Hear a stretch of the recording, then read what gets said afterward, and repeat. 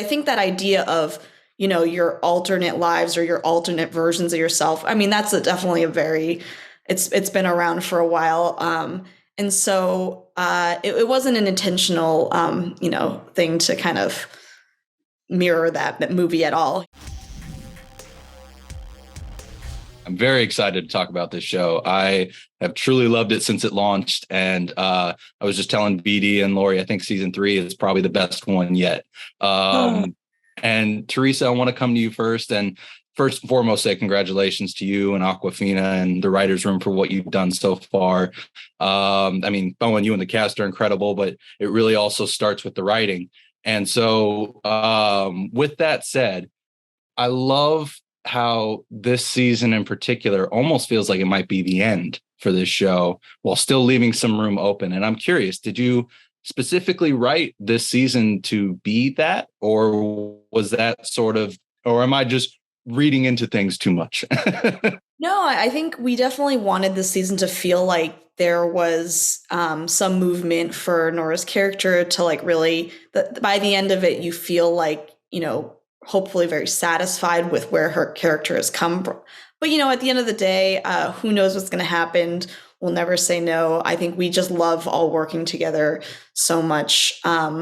So I think the sort of non-answer is it does. I think it is a season that feels like it has a nice ending, and we'll be happy with it if that is the end. Exactly. No, it's okay. It's almost like when you see the question mark at the end of the end in movies, you're like, oh, okay, maybe there's more. And I feel like that's perfect with this show. And I especially love the meta aspects of the show. I'm all for meta in anything I watch. And so, I'm curious where the idea to explore that, format came from for this season. Yeah, I think, every season Nora has so many great kind of, at times they seem a little wacky ideas of like, oh, hey, this season we're going to time travel. This season we're going to do this. And for us, it just felt like, something that really felt natural of like, Awkwafina is Nora from Queens. We've done a lot of the Nora part of the show and sort of like this, the show really does feel like an exploration of like what Nora would have been like if she had stayed at home in Queens with her family. And so just to bring in that, the Awkwafina element of it, felt like a kind of natural way to look at, where we wanted to go with this season. Now, I'm sure that the writing and the production was done before it came out, but without spoiling it too much, the meta aspect does almost feel reminiscent of Everything Everywhere All at Once at this point. And I'm curious if you did look to that at all, meaning if you had done this after the fact. I'm not sure what the timeline was, but was there any overlap in the timeline of when you were making those episodes and when that film came out? Yeah, I'm actually trying to remember. We had started writing it before actually seeing the film. And so there were definitely, I suppose, once we saw the film, we're like, oh, I guess there are some elements that are very similar. But I think that idea of, your alternate lives or your alternate versions of yourself, I mean, that's definitely a very, it's been around for a while. And so it wasn't an intentional, thing to kind of mirror that movie at all. Obviously we're prestige. We're going to win an Oscar for this. No. I mean, you should win some awards for this season. Truly, it's a phenomenal season. And Bowen, I will now come to you. I mean, I love how Edmund has just become such a big, finally see him, come into his own and start to find some happiness and success in his life. What was that like for you when you saw the scripts and saw where Edmund's journey was taking him this season? Sometimes it takes me like a second to really key into like something about Edmund. Because I feel like, he's not too similar to me besides the fact that maybe he's like, vain at certain times or something like that. But like, I was like, oh, I've never worked in tech. I've never, been like ridiculed in like a college admission scandal. Like, okay, but these are like fun, heightened comedic situations. But in this season, I feel like I was able to relate to the fact that he was this like actor who was working, but then also felt like, things were not all they were cracked up to be necessarily. And that there were still things about his identity that he, wants to close the loop on or just find some definition.